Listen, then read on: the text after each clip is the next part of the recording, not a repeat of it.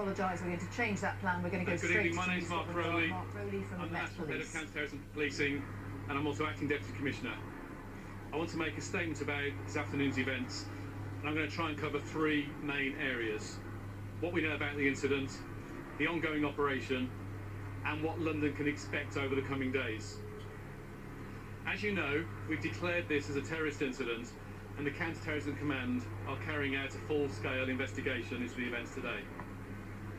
The attack started when a car was driven over Westminster Bridge, hitting and injuring a number of members of the public, also including 3 police officers on their way back from a commendation ceremony. The car then crashed near to Parliament, and at least one man, armed with the knife, continued the attack and tried to enter Parliament. Sadly, I can confirm that now 4 people have died. That includes the police officer who was protecting Parliament, and one man we believe to be the attacker who was shot by a police firearms officer. The officer's family have been made aware. At least 20 people have been injured. As part of long established and well rehearsed plans, Parliament has been locked down, and the Met responded in line with our plans for a marauding terrorist attack. That response included uniformed and specialist firearms officers. We now of course have an ongoing operation, and whilst we currently believe there was only one attacker, I'm sure the public will understand us taking every precaution in locking down and searching the area as thoroughly and exhaustively as possible. And I know that the officials working within Parliament and public in the area completely understand the need to do this, and I thank them for their patience and their support. This investigation has the full weight and expertise of the Counter-Terrorism Command behind it. And if there are people who saw the events unfold today that haven't yet spoken to us, I would urge them to get in touch. A crime scene will remain in place in the affected areas in Westminster, and it will understand it's vital we carry out a painstaking investigation to recover all the possible evidence. Looking forward, throughout the rest of the day, including when people are commuting home, and indeed over the days that follow, the people of London will see extra police officers armed and unarmed on our streets. This includes our officers working longer hours and extra shifts alongside our colleagues from British Transport Police and the City of London. And of course, as you're aware, we can call on the support of the military should we need to at a future point. We are also in the process of opening up our Casualty Bureau to help those people who are worried about friends and family who may have been caught up in the attack. Furthermore, we're reaching out to communities and community leaders across London to reassure them. Our strength as a city depends on our ability to stand together at such terrible times. If anyone sees anything suspicious or anything that causes concern, please do contact us, don't hesitate.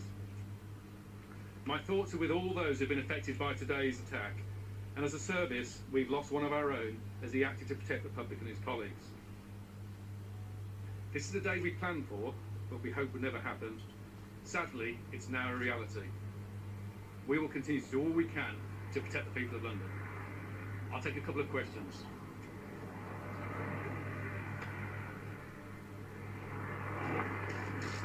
We'll look at that issue later on.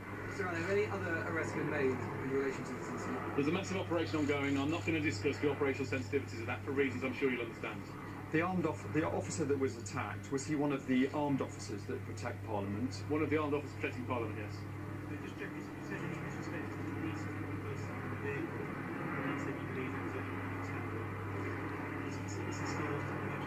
So, as you'll understand the situation, when you've had such an awful incident take place on Westminster Bridge, the reports will be confused with many different and varying accounts, and we're still working our way through that. We're satisfied at this stage that it looks like there was only one attacker, but it'd be foolish to be overconfident so early on. So, as I've said, for a precautionary basis, we're locking down the area and doing all necessary searches so we can be completely confident everyone is safe. Beyond the police... Sorry.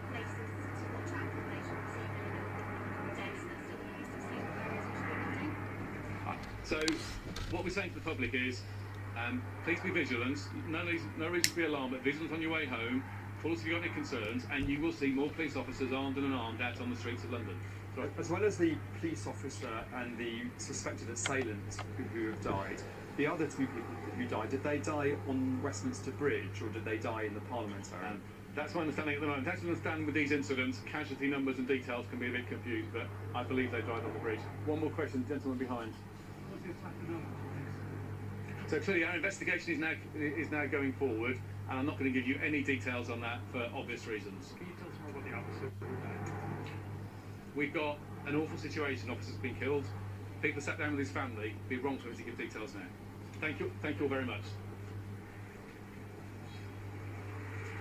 Assistant Commissioner Mark Rowley of the Metropolitan Police confirming that 4 people